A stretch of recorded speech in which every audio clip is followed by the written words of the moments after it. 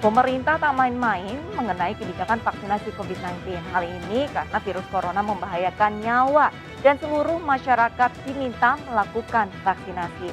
Bahkan dalam waktu dekat, pemerintah menjadikan kartu vaksin COVID-19 sebagai syarat seseorang agar bisa mengakses tempat publik.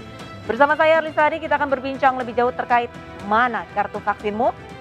Sebelum kami hadirkan perbincangan ke hadapan Anda, terlebih dahulu kami akan sampaikan rangkaian informasi seputar peristiwa yang terjadi sepanjang hari ini. Pemirsa, menurunnya kasus pasien di Rumah Sakit Darurat COVID-19 Wisma Atlet, Mabes TNI, serta Satuan Tugas COVID-19 melepas 120 perwira TNI yang bertugas sebagai tenaga kesehatan. Dengan menurunnya pasien COVID-19 di RSDC Wisma Atlet Kemayoran, Mabes TNI serta Satuan Tugas Penanganan COVID-19 melakukan pelepasan 120 perwira yang berperan menjadi tenaga kesehatan di Wisma Atlet. Pelepasan 120 perwira pagi tadi menggunakan pesawat Hercules di Lanut Halim Perdana Kusuma. Pelepasan 120 perwira ini bertujuan dalam penanganan COVID-19 di berbagai daerah, salah satunya adalah daerah istimewa Yogyakarta. Nantinya tenaga kesehatan yang sudah dilepas tugaskan di RSDC Wisma Atlet langsung bertugas kembali sebagai vaksinator serta penanganan masyarakat yang menjalani isoman di daerah yang ditugaskan oleh Panglima TNI. Dan kemarin diputuskan memang untuk ada bantuan tenaga kesehatan. Oleh karena itu kami selaku Kepala Pusat Kesehatan TNI diperintahkan untuk menyiapkan tenaga kesehatan dan hari ini kita lepas sejumlah 120 tenaga kesehatan terdiri dari 87 dokter umum dan lainnya.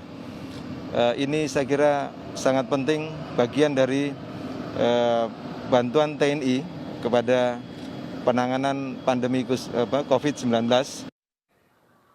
Sementara itu pemirsa, sekitar 1.400 tenaga kesehatan di Rumah Sakit Darurat COVID-19 Wisma Atlet ditargetkan menerima vaksinasi dosis ketiga. Hari ini Rumah Sakit Darurat COVID-19 Wisma Atlet Kemayoran Jakarta menggelar vaksinasi booster atau vaksinasi dosis ketiga bagi tenaga kesehatan. Penyuntikan dilakukan dari 7 hingga 17 Agustus mendatang dengan target 200 hingga 300 orang setiap harinya. Pemberian vaksinasi dosis ketiga diharapkan dapat meningkatkan imunitas seluruh personel nakes di RSDC Wisma Atlet sehingga herd immunity dapat segera tercapai.